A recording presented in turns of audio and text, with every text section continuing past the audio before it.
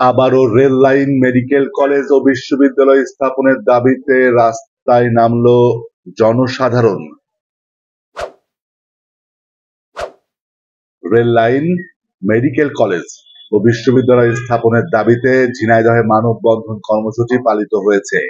ঝিনাইদহ জেলা rail line, medical college বাস্তবায়ন committee এ কর্মসূচির আয়োজন করে। এ উপলক্ষে সকাল 10:30টায় শহরের পায়রা চত্বরে অনুষ্ঠিত ঘণ্টাব্যাপী মানববন্ধনে শহরের বিভিন্ন রাজনৈতিক, সামাজিক ও স্বেচ্ছাসেবী সংগঠনের নেতৃবৃন্দ অংশ নেয়। মানববন্ধন চলাকালে বক্তৃতা করেন সংগঠনের সভাপতি সাবেক উপাধ্যক্ষ এম শাহজালাল, মানবাধিকার নেতা আমিনুর রহমান টুকু, জেলা বিএনপির সাংগঠনিক সম্পাদক সাজেদুর রহমান পপ্পু, কামরুজ্জামান পিন্টু, রেইল আব্দুল্লাহ, এনজিও কর্মী শরীফা খানম সহ অন্যান্যরা।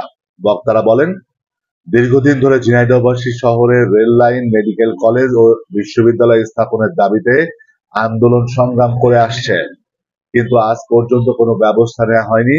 অবিলম্বে তাদের এই দাবি বাস্তবায়ন না হলে পরবর্তীতে আরো বড় ধরনের কর্মসূচি ঘোষণা করার হুঁশিয়ারি দেন তারা।